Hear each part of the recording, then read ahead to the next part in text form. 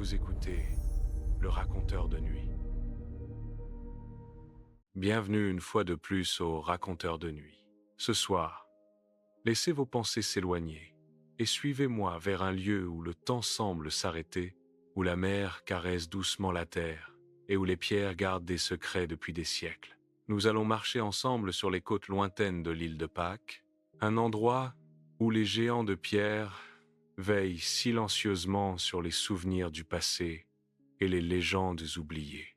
Imaginez une île isolée, entourée par l'océan Pacifique, battue par les vents et enveloppée de brume au lever du jour. Ici, chaque colline, chaque falaise et chaque vallée raconte une histoire. Les habitants anciens, les Rapa Nui, ont sculpté d'énormes statues de pierre, les Moais, dont les visages regardent vers l'intérieur de l'île, protégeant leur village et leurs terres. Mais ces statues ne sont pas de simples monuments. Elles sont vivantes dans le silence, portant les esprits des ancêtres, écoutant le vent, observant les étoiles. Les Moais ont été érigés avec une précision et un dévouement qui défient la compréhension.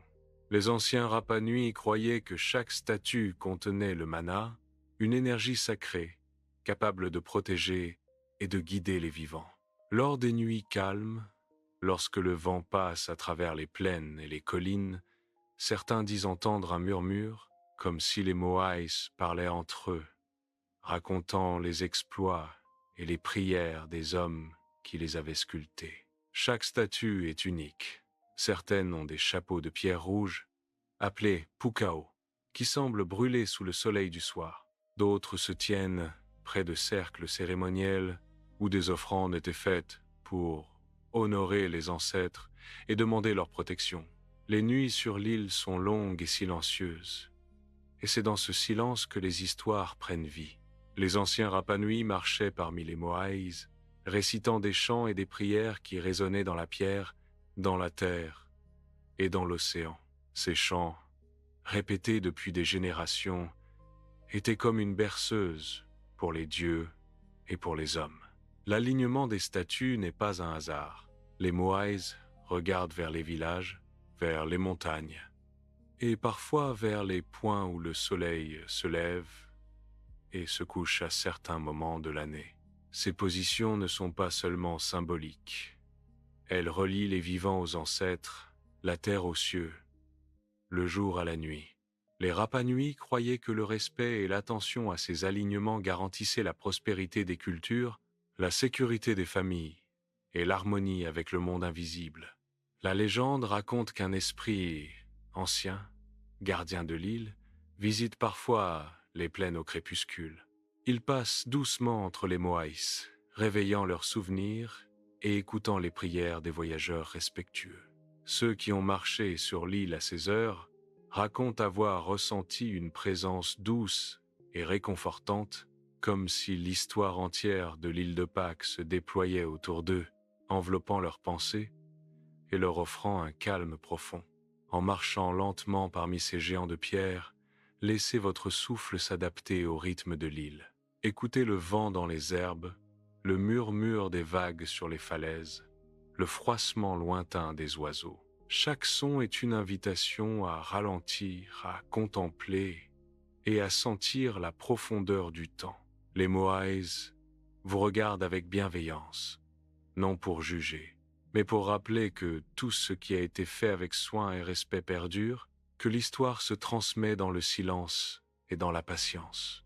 Alors que la nuit enveloppe l'île et que le ciel se couvre d'étoiles, imaginez les Moais scintillant doucement sous la lumière de la lune. Leurs visages, sévères mais protecteurs, racontent encore les histoires des hommes qui ont sculpté chaque trait, chaque ligne, chaque détail. Laissez ces histoires vous guider vers un sommeil calme et profond, comme si l'île elle-même vous berçait avec ses secrets anciens. Sous le ciel étoilé de l'île de Pâques, chaque pas que vous faites sur le sol rouge et volcanique révèle un monde invisible, un univers de secrets que seuls les anciens connaissaient. Au-delà des Moais visibles, il existe des statues inachevées, des monuments que les habitants anciens appelaient les esprits dormants.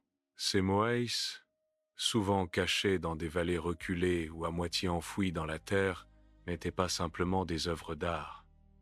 Ils étaient des réceptacles de mana, des points de connexion entre les vivants et le monde des ancêtres. La légende raconte que, certaines nuits, quand la lune atteint son zénith, ces statues murmurent des histoires aux voyageurs patients et respectueux. Les tunnels souterrains que peu connaissent s'étendent comme des veines sous l'île.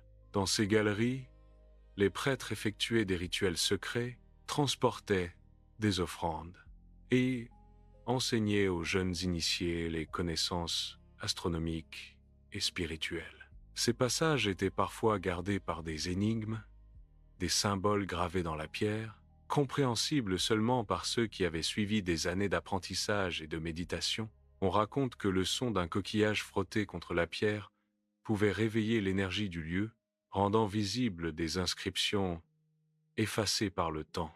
Les cérémonies de Tangata Manu étaient plus complexes que ce que le monde extérieur voit.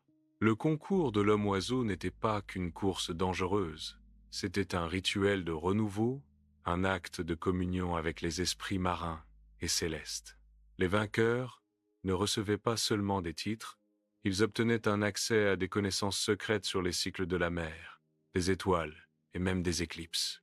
Ces informations leur permettaient de guider la communauté, de protéger les villages et de maintenir l'équilibre entre l'homme et la nature. Certaines histoires racontent que les perdants disparus au large ou sur les falaises n'étaient pas toujours morts, mais choisis pour devenir des gardiens invisibles, revenant parfois sous forme de murmures portés par le vent.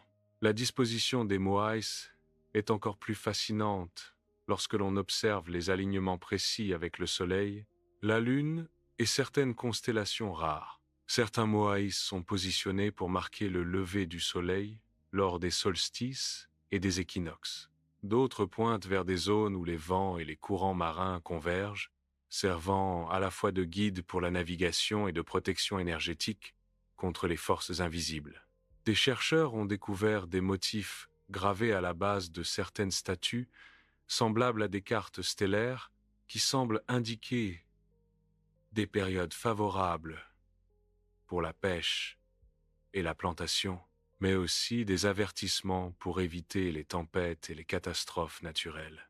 Les grottes de l'île, souvent ignorées par les visiteurs, renferment des trésors d'artefacts et de peintures anciennes.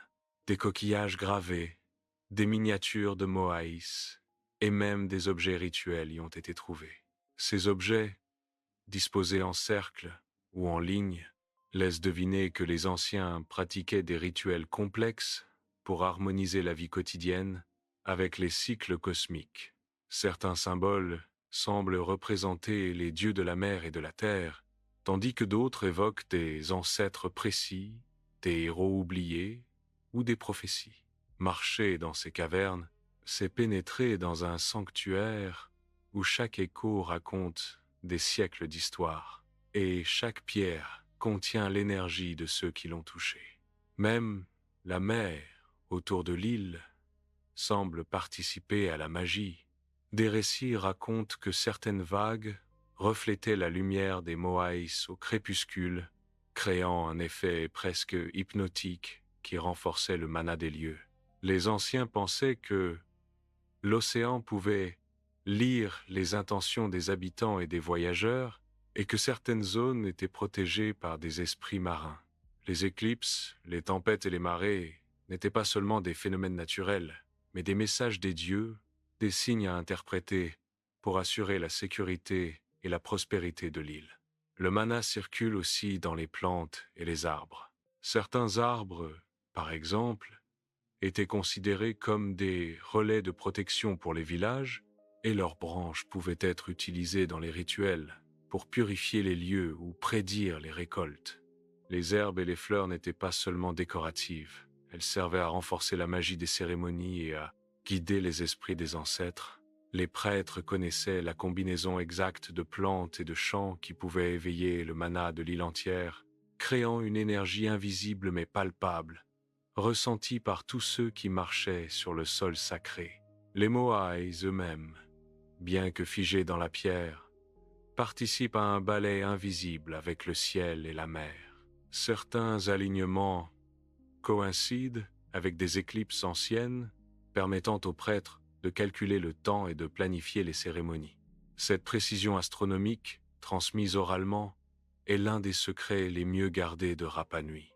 Les visiteurs attentifs racontent parfois voir des reflets dans les yeux des statues, comme si elles surveillaient le ciel et les mouvements des étoiles, rappelant que le lien entre la pierre, le ciel et les hommes était profondément sacré. Le vent transporte aussi des murmures, des voix anciennes qui racontent les alliances et rivalités entre clans, des conseils pour les voyageurs, et des histoires de prospérité ou de malédiction.